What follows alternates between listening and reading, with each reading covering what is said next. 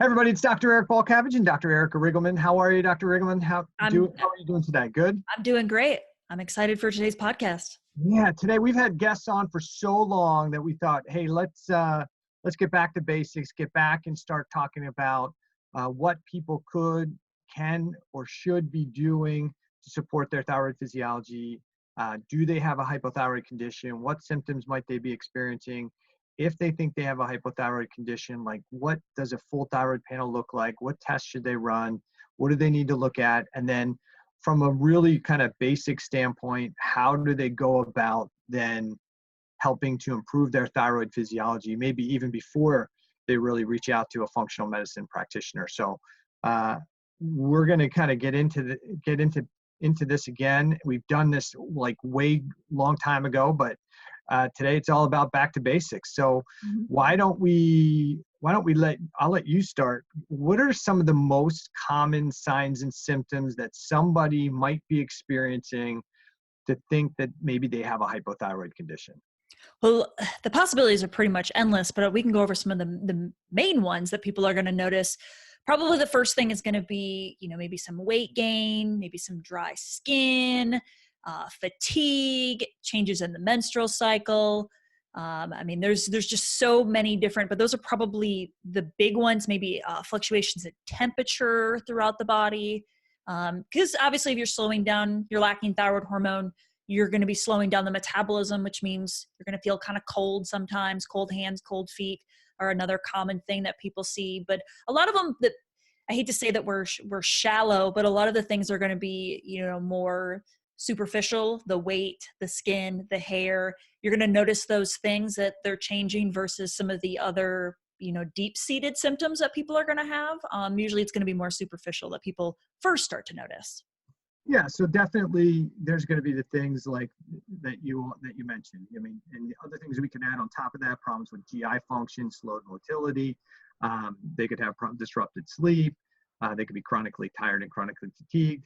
The symptoms are endless, as you said, because thyroid hormone really impacts almost every system in the body. And if somebody's new to our podcast, or if they've listened to the last 40 podcasts, they know that our take on this is that for the most part, thyroid physiology starts as a cellular event. So you have cellular stress then changes your thyroid physiology within the cell. And you shift from this kind of energy production metabolism to more of a fight or flight or cell defense mechanism. And in that situation, the less important systems for cell defense, or those systems that aren't important in the cell for cell defense, get shut down. And so same thing within the body. If it's a system in the body that's not as important for cell defense, that system gets downregulated. So your skin's not as important during cell defense, right? Your hormones and your libido not as important when you're fighting against something. GI tract function and motility not as important when you're under chronic stress. So we typically see those things get downregulated, and almost any system could be compromised, and every system could be compromised, and you could have any number of symptoms. And I think that's the big problem in conventional medicine is somebody says, well, if you have those symptoms, it could be anything. It could be, but it could also be a thyroid physiology issue. And more than likely, there's a cellular thyroid physiology component to that symptomatology, but maybe not a gland component. Yeah, I think when I have patients come into my office and they've got, let's just say IBS, or they've got anxiety, or they're having a hard time losing weight despite changing their diet and exercising all the time, I sometimes have to say, okay, well, it could be a thyroid problem. There's thyroid's linked to just about every single symptom. So let's rule out the foundational things. Let's rule out a thyroid. Then we can get more gut specific if it's not thyroid related. But, that first has to be ruled out because it can impact so many things, which we know they go hand in hand, that when you start to have a gut issue, you're probably also going to have a thyroid issue. But, you have to rule out those things, and, symptoms very much overlay a lot of other conditions, whether it's IBS or you got your anxiety, or, you've got even chronic pain. Sometimes people, overlook the whole thyroid impact of that. Yeah. And whether thyroid's the cause or the condition's creating a thyroid issue, which is then cycling back and making the condition worse or exacerbated, it's hard to tell at that point, but it's, which came first, the chicken or the egg, and it doesn't matter, but we need to take a look at both. So let's kind of build off of that. So somebody's tired, they're fatigued, they got constipation, they have low libido, their skin's drying, their hair's thinning. They go to their doctor, and we need now talk about thyroid testing. And so traditionally, an allopathic doctor typically runs a TSH as a screening test. So they may just run TSH. If it's less than 6 in most cases, and above 1, most doctors are going to say, hey, you don't have a thyroid condition, because TSH is the primary screening test based on all the guidelines. And if that's normal, then everything else is normal. We've talked about this multiple times on the podcast, that TSH is not a valid marker of thyroid physiology in the body. It doesn't really tell us what's going on inside the cells of the body. It's not even a great marker of what's going on in the bloodstream, because the number one problem we have in this country is chronic inflammation, and chronic inflammation will suppress TSH. So why don't you tell the listeners what tests they should really be looking for when it comes to testing thyroid hormone physiology? Yeah, I mean, that's a great point. So you obviously want to do way more than just TSH, and you may have to really push hard to try to get that, because it's not the easiest thing to get run. When we're looking at, you want, obviously TSH still has a place in a thyroid panel, so you want to see TSH, but you also need to be looking at the total T3, total T4, the free T3, the free T4. You want to know what those hormones are by themselves and bound in the blood. That's giving us at least a picture of what's available for the cell to utilize. We also want to be looking at reverse T3, maybe T3 uptake, and then we can't forget the antibodies. I think that Hashimoto's is a very common thing that people have, and it kind of coincides with cellular hypothyroidism, but you can't ignore that either. I think the antibodies are important, and a lot of people think that that's where the thyroid testing should end, and it really doesn't end there. I think that there's also a place for a comprehensive metabolic panel where you're looking at other markers such as blood sugar, inflammation, all of the vitamin D. You want to be looking at all those other markers to see, you want the full picture, because, all those things do impact, the thyroid itself. Yeah. So we want to look at a more comprehensive thyroid panel. And I think most people need to understand, if you go to an allopathic physician, whether they're your GP or they're an endocrinologist, they're going to run TSH and T4, not because they're bad people. It's just because that's what the guidelines are. So they're following the medical guidelines. Those are the only 2 tests that are really needed to treat with T4 thyroid medication. So if TSH is lab high, if T4 is lab low, the only treatment is really a T4 medication. Some progressive doctors might do a T4, T3 combo, but most just put T4 into the system. And the goal is to normalize TSH and T4. In functional medicine, you should see most of us who would deal with thyroid physiology definitely running the more complex panel, like Dr. Erica said. And then the other thing we're going to take a look at is we often want to take a look at,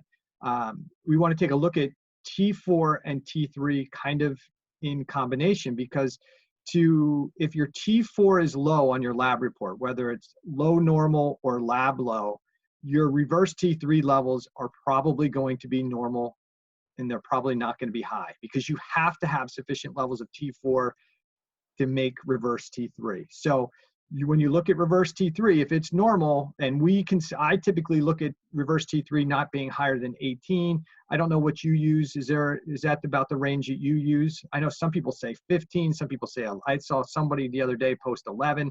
I don't think that's necessarily where it needs to be. I think really what we need to do is take more a look at the ratio. Yeah. That's more of what I look as the ratio. Obviously if it's getting into the 20 range, I'm obviously alarmed at that point, but the ratio I think is a great depiction. Yeah. And so a key thing to remember, if your T4 is low and you have a normal reverse T3, it doesn't mean you don't have this deactivating effect, this what we call cellular hypothyroidism going on. It just means that because your T4 is low, you don't have enough reverse T3 floating around, because there's not as much to be converted. So then we want to take a look at the T3 to reverse T3 ratio, which should, in almost everything I've read, that value should be greater than 10 in health, and it'll be less than 10 when there's cellular hypothyroidism or a favoring of deactivation of thyroid hormone. And you can also look at free T3 to the reverse T3, and in health that should be greater than 0.2. When there's cellular hypothyroidism, it's going to be less than 0.2. Okay, so those are the things we need to consider. And I think there's one other piece we have to take in mind when we're looking at those ranges, and that is if you're not taking any medication, not as big of a deal. But if you're taking T4 medication, you have to take that into consideration. Most docs will. And if you're taking a T3 supplement, it's going to skew those values as well, because you don't have the T4 to T3 conversion occurring, and you got elevated levels of T3, so that'll totally throw that value out the window. The other thing that you mentioned, and I think it's really important for patients to see, is we want to take a look at the rest of the metabolic panel. For us, it's really important because we want to look for clues that there may be hypothyroidism at the cellular level that may not be picked up by a TSH and maybe a T4, but we may pick it up with those other tests or those ratios, and we want some confirming evidence. And so we can look at things like elevated cholesterol. So if you have elevated cholesterol, it's a good indication you might have cellular hypothyroidism going on. And definitely, if you're insulin resistant, there's a really good chance that you have cellular hypothyroidism going on. There are really 4 glucose transporters that are talked about. 1, 3, and 4 essentially are the ones. Glucose transporter 4 is the one that's insulin dependent. The other ones really kind of manage the basal rate glucose transport. But if you're insulin resistant, it's a good sign that your thyroid hormones are depleted, because you need T3, sufficient levels of T3 inside a cell for that insulin receptor to work appropriately. If you don't have sufficient levels of T3 inside the cell, you're going to see a rise in insulin. And then what's going to happen is you're going to start to see more glucose go into fat cells, because the glucose 2 transporter doesn't need the insulin, and it can just flood in there, and you're going to store that extra glucose as fat. So we always want to look at other markers on the lab test. Definitely look at inflammatory markers, right? Because those are the things that are going to drive the conversion of T4 to T3 and T3 to T2. So I think the next thing we want to consider is like the phase, right? Where is the person in regard to hypothyroidism? Is it cellular, meaning it's just, we don't see any thyroid antibodies. TSH may still be normal. T4 and T3 in the blood may still be normal, but it's the ratios in the reverse T3 that we see elevated, right? Yep. The other thing we may want to look at is, as you said, thyroid antibodies. And so we might want to take a look at thyroglobulin antibodies, TPO antibodies, and even possibly TSI antibodies based on where our patient is. There are a couple other autoimmune processes or antibodies that can be associated with thyroid dysfunction, but definitely Hashimoto's and thyroglobulin and TPO are the number 1, probably number 2 that we're going to see, followed by Graves, and the other ones are really, really more rare. So we want to see if they have Hashimoto's and they have that autoimmune attack. That'd be like phase 2. And then we want to see if TSH is elevated, but T4 is still normal, then that you may get diagnosed with subclinical hypothyroidism, which means you still have cellular hypothyroidism going on more likely, and you're now losing part of your thyroid function. And then are you in really the last phase of hypothyroidism, which is really primary hypothyroidism? And that's where your TSH is above lab range and your T4 is below lab range. It's an important thing to note for people to understand, because their doctor may say, hey, you have hypothyroid symptoms, but it's not a thyroid condition because your TSH hasn't risen above lab range, your T4 hasn't dropped below lab range, and we're just going to wait and watch. But the reality is, what the research shows is that by the time TSH rises above lab range and T4 drops below lab range, you've lost 90% of your thyroid gland function. 90%. I mean, it's way too far down the path by the time you've lost 90% of your thyroid function. So we don't want to wait. When you start having hypothyroid symptoms, when you start having any symptoms on a regular, consistent basis, that is a sign of a problem. And the symptoms aren't the problem, they're the signpost of a problem. Mm-hmm. And if you can't figure out what's causing them, then that's the job for somebody like Dr. Eric or myself to say, okay, what are the most likely scenarios, right? Mm-hmm. All good with all that? Yeah. Yeah. All I right. think I think it's important to understand that when you start noticing, you got to be in tune to your body. And when you start noticing that something's not right, obviously we highly recommend going and getting testing, but there's a lot of things that you can do first and foremost before you even have to pull into your pocket to go to a functional medicine doctor that you could try at home that are foundational things. And I think that's a, part of this podcast is being, this episode is being the basics. So I think we should probably touch on what are those foundational things that if somebody isn't ready to go to a physician yet, what can they try at home? At least try. And if that doesn't resolve your problems, then they can move on to the next step. So I think we should talk about some of these basic things. So what would you say the first thing that someone should try if they're looking to just try to improve their thyroid function? Well, I think almost all of us in the functional medicine space would say, hey, let's make sure we have good dietary fitness. And I always break it down in what I call fitness factors, but definitely dietary fitness is a great place to start because everybody would pretty much agree that healthy food is a good place to start. It's foundational. The more crap that you eat, the more processed food you eat, the more likely you are to have chemicals that can be toxic, to have micronutrient deficiencies. You can have antibiotics, probiotics. You could have all kinds of toxins that can really disrupt gut function and be the things that trigger cell stress and thyroid dysfunction. So I think most people should start with just improving their dietary fitness. And there's lots of different dietary recommendations out there. I think for the vast majority of people, if they just focused on eating real food for the majority of their meals, that's the best place to start. So, do a 3-day or, food log, write down everything you eat, everything you drink, make it real to you, because in your mind, you may think you eat healthy, but then when it's actually written down on paper, you go, oh, I haven't had any vegetables. I haven't had any, I'm eating mostly processed food. I'm eating mostly food out. And so write all this stuff down. And I think if your plate consisted of a good amount of vegetables, maybe half the plate of vegetables, a third a portion of good quality form of protein, a good portion, maybe a third to a quarter portion of healthy fats, and then that last quarter to a third would be along the lines of tubers, some of the starches, berries, things like that. I think a good whole food diet, eat the way things came out of the ground, out of the water, off the tree, or off the plant. If you do that, that's a great place to start. Now, what's your thought on that? No, I totally agree. I think that getting back to real food and not box food and not processed food and not fast food.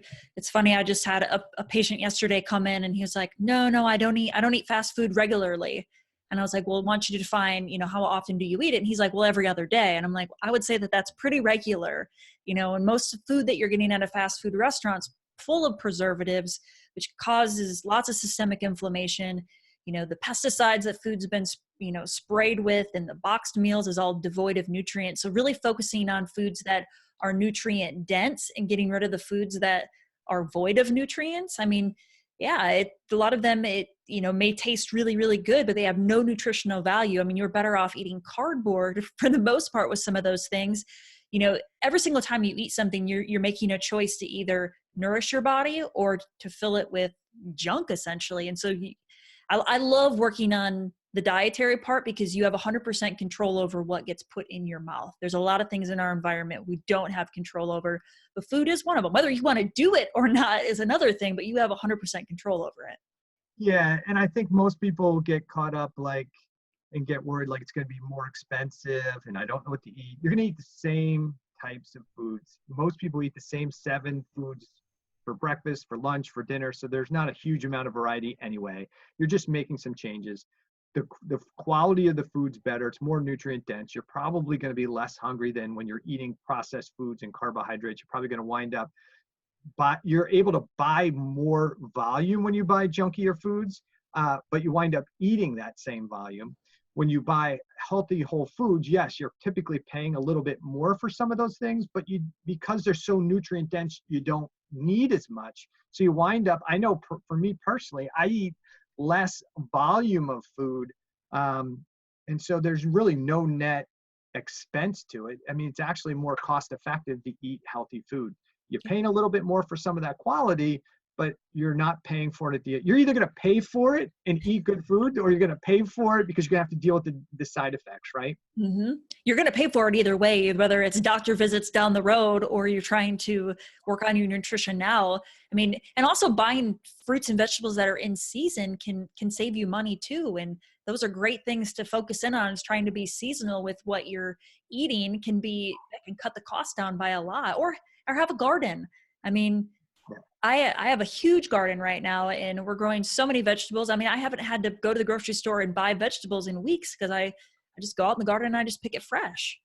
And I know that I'm not spraying pesticides and things on it. Granted, you can't control what neighbors around you do, but at least I know it has less pesticides probably in it than something that is heavily sprayed that you buy in the store. Yeah, and you can control the mineral content. You can test your minerals. So I think it's a way better idea. I mean, in my garden, I'm actually supplying my staff, and my neighbors, because we have so much stuff that's growing, which is great. And then people will get worried about diets, right? And we've had a couple people on about autoimmune protocol. There's vegetarian, there's keto, there's carnivore, there's all those things. There's low histamine, low FODMAPs. I would tell everybody, don't get focused on those things initially. Focus on whole foods first, because that's the simplest thing to do, the place to get started. I would say that's the basics. And then if that's not working and you've done all these other things that we talk about, then the next thing to do is maybe start tweaking that dietary stuff. But at that point in time, I'd really highly recommend that you work with somebody, because they can help you kind of shorten that learning curve. Because you have somebody who, if you're that person that says, I don't feel good after I eat. Okay, what are you eating? Well, it's right after I eat. It's like, even when I eat like raw vegetables and things like that. Well, that's a clue to us that maybe there's something like SIBO going on, and maybe then we can give you a quicker shift to your diet. Maybe it's a SIBO diet. Maybe we switch you into even maybe more of a carnivore diet, at least short term, because you're not dealing well with the lectins and the phytic acids and maybe some of the carbohydrates that are in some of those, what we call healthy foods, but we can shorten that learning curve for you. So definitely start with the basics. So what would you say is number 2? What's a number 2 basic thing to work on? I would say probably stress. Stress is, and people think of stress as being, whether it could be physical stress or emotional stress. I mean, it's all stress to the body. It doesn't really matter. So I think evaluating let's break it down for you. Let's break it down to the emotional piece. So what would you give? Because we'll talk about physical stress, because I think that's huge. But talk to our listeners about emotional stress. How can that impact the system, and what can they do? Well, we know that stress on the body is when it plays a role in your adrenals have to respond to that stress response, which then can impact hormones, which impact, at the foundation, stress causes inflammation. Inflammation can lead to cellular hypothyroidism. So, we have that stress response that can create more cortisol. The cortisol then affects the cell component of it, which then the cell can become resistant, essentially. So when we're looking at emotional stress, we're looking at your job, your marriage, your kids.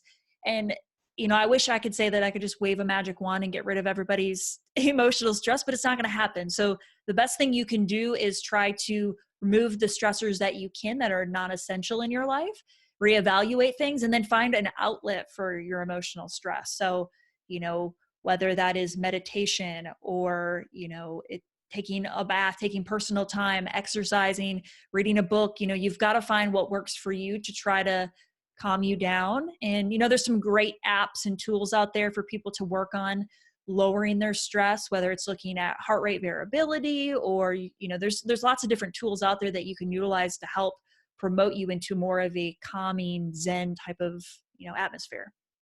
Yeah, I think those are all great ideas. And I think for most people, the issue is not the things that happen to them. The thing is, maybe it's the people that are around, but really more importantly, for a lot of it is the people. It's our perception of the people, the perception of their behavior. It's really our issue and how we perceive those people.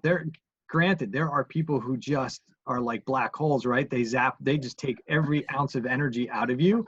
And if you have those people in your life, do your best to divorce them as much as possible from your life. I mean, it can be one of the best things that you ever do for yourself is take those cancerous people that are in your circle and just divorce them.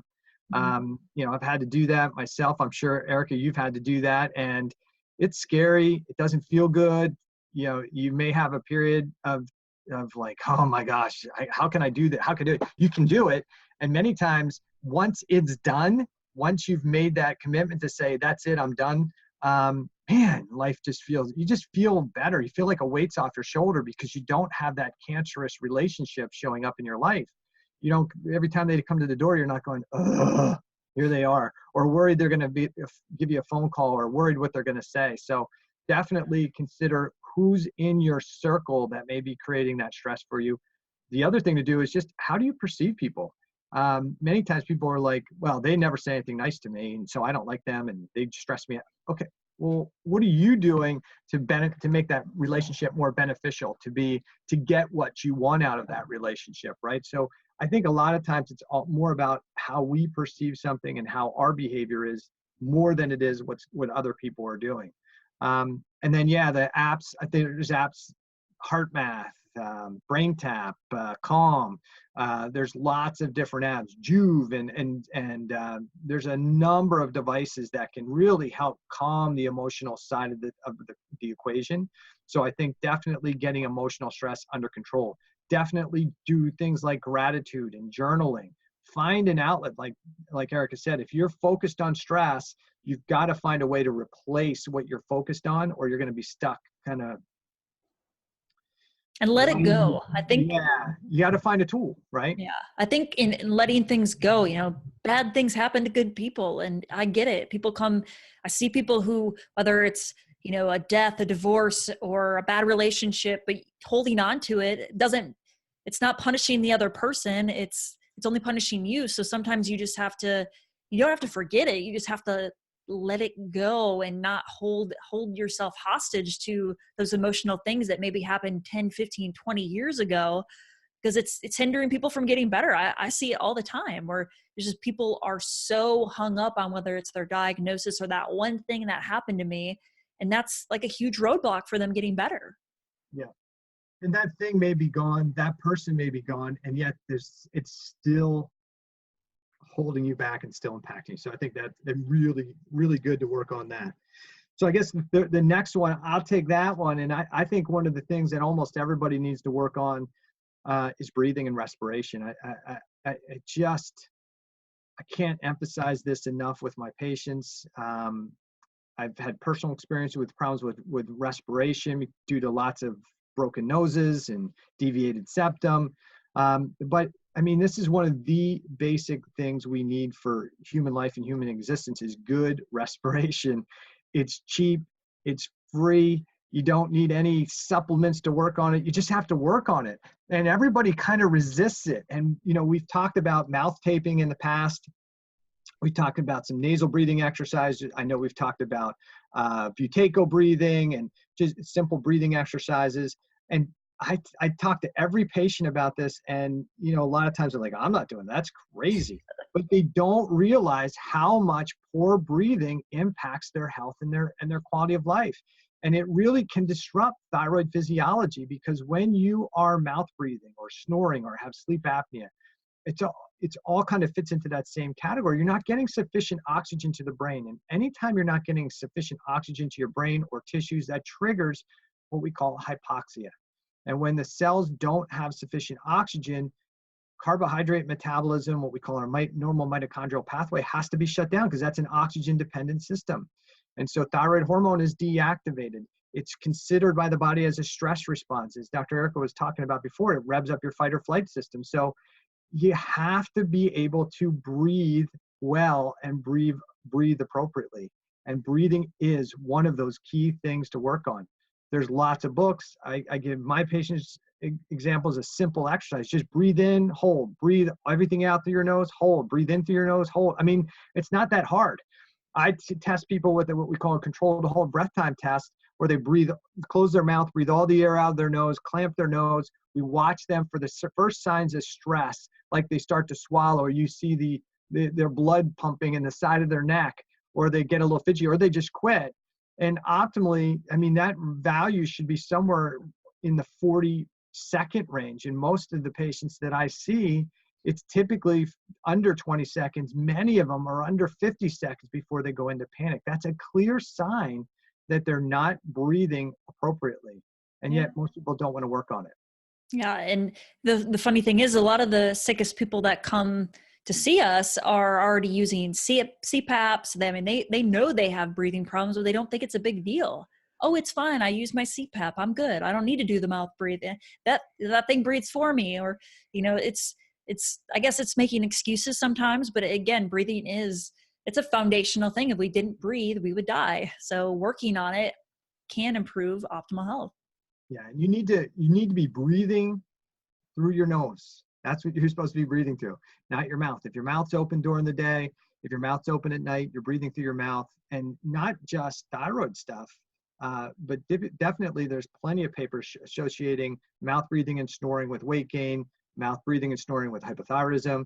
But if you're a mouth breather, you're going to have more gum disease, you're going to have more cavities, you're going to have more health issues in general if you're a mouth breather. So definitely work on respiration. You're also going to have vascular issues because, a lot of breathing through the nose can help to produce nitric oxide, which can help to dilate our blood vessels, get blood pumping, which delivers oxygen. So, breathing through the nose has more than just a few things of benefits for the body. Absolutely. Yeah. I don't think there's a huge, I think that's probably exactly one of the reasons why there's an increased incidence of people having cardiovascular incidents at night, or when they're sleeping, is because they're breathing through their mouth and they're creating cellular stress. They're increasing their fight or flight response, and it can trigger cardiovascular insults or injuries. So big tie in there. So please, foundationally, get a book like The Oxygen Advantage, read through that, check your controlled hold breath time test. Really simple test. Close your mouth, breathe all the air out of your nose, clamp your nose, see how long you can hold it before you have panic. You're not holding it to see how long you can hold it before you pass out. It's before you have that first sign of anxiousness, anxiety, you need to swallow, you just feel uncomfortable. That's your time.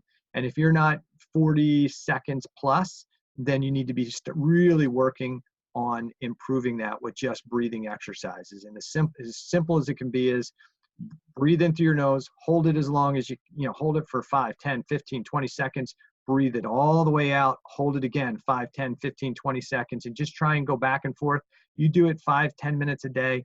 I mean, you're going to start to feel dramatically better. Okay. So what's next? I would say you need exercise. I think moving has more benefits than, more than just weight loss that people try to attribute to. Exercise gets blood pumping, you're moving your joints, whether you're releasing endorphins. I mean, there's so many different aspects to it. You're helping with blood sugar utilization. When you exercise, you want to be building muscle. So I think that and we've talked about this on podcasts before, there's a fine line between you need to move, but also exercising too much can cause a different type of stress on the body. So let's talk about activity, right? Mm-hmm. Versus exercise. How would you define the difference of those two things?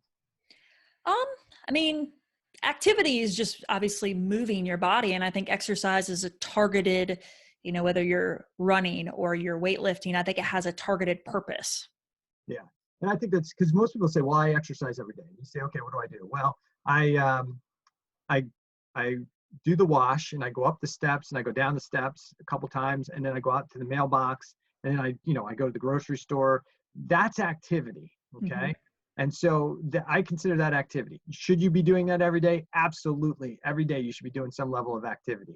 But I don't consider that exercise. As you said, exercise is more of a sustained activity done for a specific purpose. You're trying to get more fit. You're trying to just be more toned. You're doing something for a specific time and reason, right? So we think about strength training, we think about cardio training, and we'll break those down a little bit.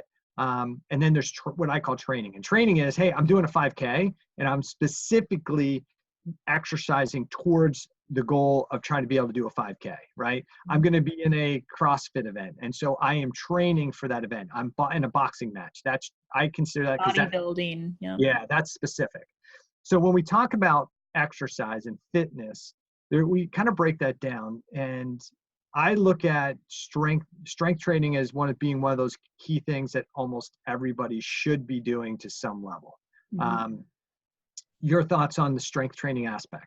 Oh, I love it. And it's one of those things people know that they should be walking or biking or doing the elliptical. They know that aspect. You don't have to sell them on that, but getting them to buy into the fact that they need to actually lift something that's more than just easy for them to lift, like try to, build muscle. I think muscle is underrated. People don't often realize that the amount of fat tissue you have, it secretes cytokines, which can increase inflammation. So the excessive amount of fat tissue you have on your body is not good for your inflammatory load. So no, you don't need to be a bodybuilder and you don't need to be flying for competitions, but just having muscle mass around and less fat tissue, I think is super, super important. And it doesn't have to be, there's things around your house that I'm sure are heavy enough for you to do and lift that you could get a good workout in. You don't necessarily have to have these, extensive gym memberships. Some patients may only be able to curl a can of soup, or, take that thing of almond milk, and you can, a couple pounds here and there is great. And you can get enough exercise movement out of that. Obviously, if you can afford to have a gym membership and you're healthy enough to be able to do that, maybe get a trainer, that's perfect. That's a great aspect to try to build muscle. And I think that aspect is often overlooked. Yeah. I would say, depending on what your goals are, there's lots of different ways to lift weights, right? If you're going to do, you maybe lift, if you're new to it and you're older or you're more deconditioned, I highly recommend doing something along the lines of what we call slow fitness. Dr. McGuff wrote a book called Body by Science, really good book. But really what they're doing in his kind of slow fitness model is you're using light weights. You're going through very slow movements, which you're exhausting the muscle tissue. Many times he talks about the big 5 exercises, but many times you only have to do those types of exercises once to twice a week. You're hitting the 5 big muscle groups. You're going nice and slow, so you're hitting a lot of and recruiting a lot of muscles to do the work. The weight's low, so you don't have to worry about getting injured. Definitely a great way for somebody to get started. And if you lift like that, it can actually be more cardio based, especially for burning fat later on. Mm-hmm. But there's lots of ways. You can go to the trainer. There's lots of ways to do strength training, but I think you should incorporate some type of strength training. The other thing we talk about is cardio, right? And so people talk about cardio, and I think a lot of people do cardio inappropriately or when it's less beneficial. I think there's 2 things that you need to consider when you're doing cardio. One is I'm trying to burn fat, or I'm just trying to get an exhaustive, intense workout in. And those 2 things are really different things. So if your goal, and I always ask people, like, why are you doing 60 minutes on the treadmill? Because I'm trying to get in shape. Okay, so what does that mean? I'm trying to tone up my muscles. Okay, that's probably not your best bet. Go lift some weights. I'm trying to burn fat. Okay, so are you training within your aerobic heart range? I don't know what that is. Okay, so if your heart rate is greater than 180 minus your age, you are not in your aerobic fat burning training range. Okay, and so you need to kind of keep that in mind. If you're going higher than that, you're in an anaerobic range. You're not going to efficiently burn fat. So that is too intense. Now, if you're less than 20 minutes, then you go do a high intensity of interval training, push yourself and really engage yourself, really work hard for that short, intense period of time. Don't worry about your heart rate in that range per se. It's when you're doing that longer, slower cardio. I tell my patients, if they're more than 20 minutes, heart rate monitor on, 180 minus your age to 170 minus your age. That's your kind of optimal aerobic training range where you're going to burn more fat. If your goal is to burn fat, if your goal is to get skinny, and your goal is to try and support the better, kind of better thyroid physiology, train in that range when you're doing the long endurance longer endurance training. You in agreement with that? I very much. And I think that if you stay in that heart rate zone, you're also preventing yourself from going into that adrenal fatigue, stressful event on your body. So you have to know what your goal is and then stick to that. Doing excessive amounts of exercise for hours, hour and a half is not good. And that could actually lead to more thyroid issues. So I think that keeping with your heart rate is a great monitor to see, okay, am I in a range that is beneficial or am I pushing the limits too hard? Because you'll see a lot of endurance athletes wind up with thyroidism because they're constantly they're in overdrive. They're out of that. They're in their stress range training all the time. They struggle with their little muffin top. They can't lose that. They're tired, the fatigue. They wind up with hypothyroidism. I know this is one of the things that happened to me. And so if you're going to train right. If you're looking to build muscle strength and get tone, definitely do strength training. If you're trying to do cardio and your focus is really like fat burning, slow cardio, 180 to 170 minus your heart rate or your age is your optimal training zone. And if you're going to do for short time frame, do HIIT or interval training. I think that's the best bang for the buck.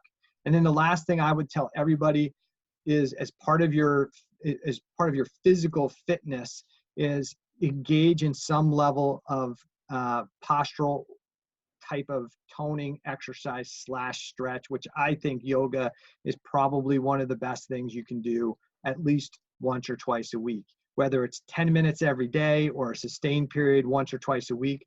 I think yoga is one of those things that everybody should be doing because it helps build core strength. It helps build stability, helps build balance. It helps improve mobility and flexibility. I'm a huge proponent of everybody doing some yoga. Your thoughts? Oh, I love yoga. I mean, I think that's a great thing. Stretching the muscles, it's getting you in, positions and working muscles that you may not be able to work in other aspects.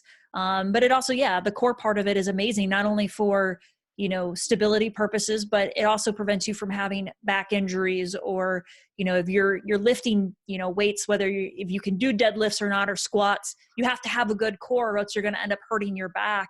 And then you're going to be out of commission for, weeks, months. And then obviously that sets you back and then you may not ever get back into the exercise routine. So you want to prevent injuries. And I think having a stable core is a good foundation for that. Absolutely. So what do we got left? We got sleep. Yeah. Got to have good sleep. Again, this is another one of those things that people do not really focus on trying to improve. They realize it's bad. They don't think it's a big deal, but quality sleep, and I think we've mentioned this a bunch of times on the podcast, you need a good 7 to 8 hours of uninterrupted sleep. You need good sleep quantity, good sleep quality. You have to have the appropriate sleep rhythm.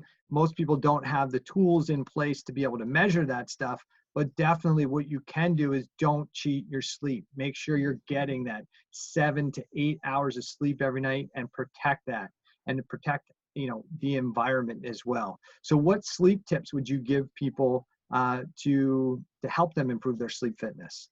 Well, I think sleep hygiene is very, very important. We often throw that to the wind. I think that staying on a good routine is really, really important. I think that to get that amount of hours that you're talking, whether you have a job or not, you want to be staying on the same schedule.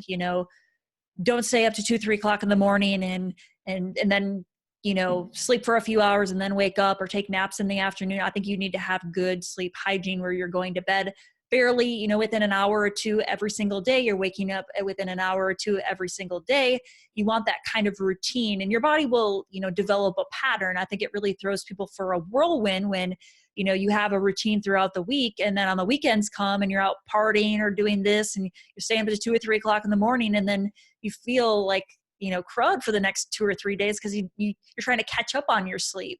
And so that takes you all week to catch up and then you mess it up again. So that's really important. I think keeping your room as dark as possible, I think is a really big thing. We all know what light can do. When it's light out, our body thinks that it's daytime. So we've got to try to make that room as dark as possible, having, blackout sheets or curtains, that can block out the light, making sure that there's no, lights, whether that's your your alarm clock or some little unit in your room, making sure that those are completely covered up. You have no amount of light that could be stimulating your receptors in your eye to tell you that it's daytime. So you want to make sure it's blackout. The other thing that people don't talk about that I am a big proponent, I know that if I don't have this one thing, I don't sleep very good, and it's temperature. A lot of studies show that people sleep optimally when it's, around 65 degrees. Some people even say it should be somewhere around 63 degrees. When you're hot, you just don't sleep. And it's summer out right now and it's been hot. People just don't sleep well when their body is hot. So keeping your room in a little bit lower temperature can help get you into a little bit better sleep. And I think that's just often an overlooked thing. And there's a lot of things you can do. I know personally, I have a little cooler thing in my room to keep my bedroom cooler than the rest of the house, just because I know that I'm going to need my temperature a little bit lower. I think those are good tips. Definitely darkness. If you're one of those people who needs like a night light for some reason, make sure it's like a blue light. So that way it's not creating disruption. Don't put the white light on there. The other thing Dr. Erica said was, hey, the blackout shades are important. I know some people wear like kind of the eye thing over to keep the light out and not worry about the shades, but your skin still pulls in or senses light. So it's not just about what your eyes sense, it's about what your skin and your other tissues sense. So definitely you can wear one of those masks, but definitely do the blackout shades. I think is make it as dark as possible. I think the cool thing is important too, because your body's looking, I think it's about a 2-degree temperature in the evening. That drop in core temperature is what one of the triggers for your body to say, hey, it's time to go to sleep. So if you're hot and you're not getting that drop in signal, it may be harder to go to sleep. So one of those things to do is when you're getting ready for bed, cool water, splash of water, get a cool shower in the evening. That can be helpful. It's crazy, but I do a sauna in the evening, and you would think, okay, that's totally opposite of what you just said. But after I do the sauna, then I'm in the cold shower, and I do a cold shower to follow as part of the, kind of the rinsing off in that cold shower. And I just stay in there as long as I can. And it's a bit of a shock to the system, but again, it's helping bring that core temperature down. I've released a little heat shock proteins and cold shock. And I think that can really help. It helps me definitely, but definitely consider trying to drop your core temperature, whether you turn the temperature down or whether you just wash your hands and your face with cool or cold water. That can help drop the temperature as well.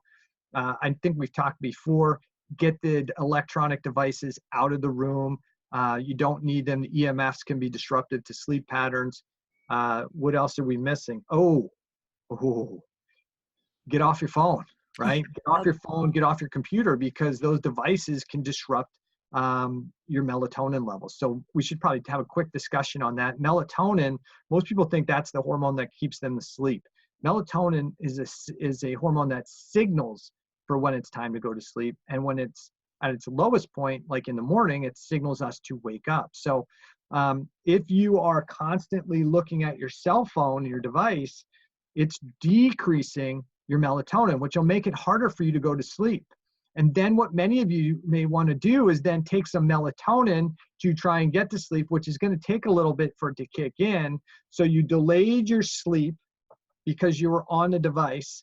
Then you take some melatonin to try and raise the value back up so you can go to sleep. But now you've missed your optimal time window, which we talked about before, being disrupted. And then you have that melatonin hanging around maybe too long in the morning, and then you are groggy and fatigued when you get up because you have too much melatonin hanging out in the system. So definitely the best way to help support getting to sleep is not melatonin. The best way to do is raise your own melatonin. And if you're going to take melatonin, take it early in the evening so that it's kicking in when you should be going to sleep. Not thinking like, okay, now I can't get to sleep and now I'm going to take it. The other thing that I think is really important is what the hormone that keeps you asleep is something called adenosine. And when Dr. Erica was talking about the importance of exercise and physical activity, one of the benefits of physical activity, exercise, and even being out in the cold is the consumption of something called ATP, and its metabolite is adenosine. That's your sleep chemical. So the higher your adenosine level are, the more likely you're going to have better sleep. So if you want to have a better quality of sleep through the night, increase your activity during the day.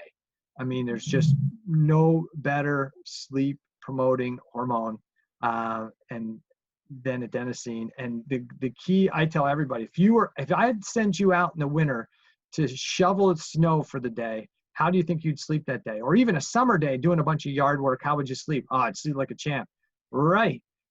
Regardless of all the other problems you got, you would sleep like a champ. And the reason is because you're doing more activity than you normally would. You're producing a ton of adenosine, and that's helping keep you asleep at night. And that is the better sleep promoting hormone. Thoughts? I think, yeah, I mean, it makes common sense. And we think about it, nobody's going to argue with you on you sleep great when you have a hard day of working and doing something outside. And, that's a great aspect. Yeah. And I think another thing is people think they have good sleep. And so there's using, just like the meditation and the stress reduction thing, there's some great apps and tools and things to track your sleep as well. I think that you've talked about the Oura Ring before. You can use that for tracking. There's lots of other different apps that you can utilize for sleeping purposes. And I think it's all about taking data. We know we love lab tests, but collecting your own data in the way that you can and utilizing that to change and to modify things, to optimize, I think is really, self-gratifying. Take it into your own hands. Yeah. And so I think that's probably good basics to give everybody as a foundational thing to work on. I mean, we could talk about more things, but I think those are great foundational concepts for everybody to work on. And if you've worked on those things and you still don't feel well, then I think we would both recommend, now it's time to talk to your functional medicine practitioner and say, okay, what do I need to fine tune here? Because now we're going to need to break down, okay, we need to identify what might be causing your cell stress, whether you've not identified the emotional stuff, whether it's a physical issue, whether you're doing your exercise wrong, whether it's a chronic infection or toxicity issues. And there's many toxins that we're exposed to in our food, in our water supply, that can disrupt thyroid physiology, that can disrupt iodine transport to support healthy thyroid gland function. And those same toxins can activate the cell danger response. So we want to look for what those potential cell stressors are and help work on removing those things to the best of our ability and mitigate some of the damage they can do if you can't get away from them. And then the other thing that's really important, just because you clean up all the stuff doesn't mean that all the metabolic systems are naturally just going to come right back online. You may have beat some of those systems so far down that you're going to need some support to get those systems back online. And I think the best thing to do in that situation is work with a functional medicine practitioner who can maybe fine tune your nutrition. They can really assess your lab work, not just look for highs and lows, but actually interpret the lab work to get more clues as to what's going on. They can help you streamline testing, because I know a lot of people like to do their own testing and they're running lots of tests through some of the free lab services, not free lab services, but direct to consumer lab services. They're running the tests, but then they don't have the skill set to know how to really interpret those tests and what to do with them appropriately.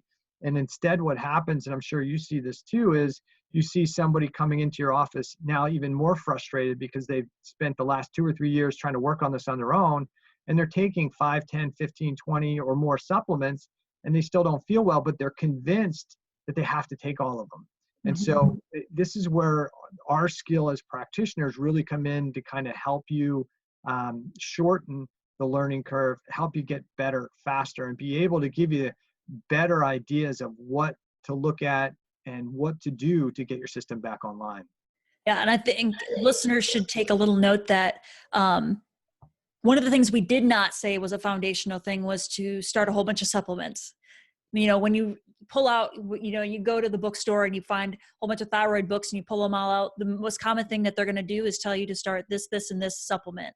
And that's usually where people start. And so I think this is a different kind of mindset to say, no, let's start with the foundational stuff. Then if that stuff doesn't work, that doesn't mean that you don't need supplements, but I don't think that should be the first place that you just run and jump on a whole bunch of supplements without even knowing if that's really what you need or not, when you still need to fix the foundational stuff. The foundational stuff isn't going to get fixed by a supplement. Yeah, all the selenium in the world is not going to fix poor breathing, right? You have to fix the breathing. Part of that is a pattern, a habit at this point. And so that's the tough part, right? Popping a cap and taking a supplement is the easy part. But just like medications can be beneficial or they can be really detrimental, supplements can be the same way. I mean, if you're deficient in selenium, that's a big deal. If you're deficient in iodine, that's a big deal.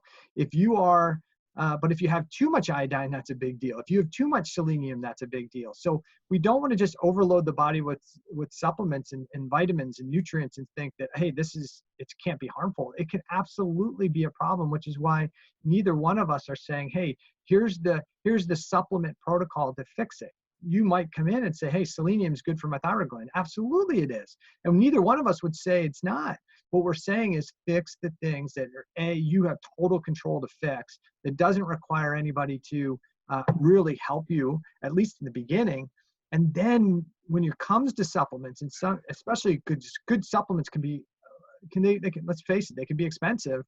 Let's make sure we're being target specific, that we're really kind of making sure that we're providing you with the things you need, not just throwing a whole bunch of stuff into the body. Absolutely. So I think we covered quite a bit. It's about an hour. I think we should be able to wrap this thing up.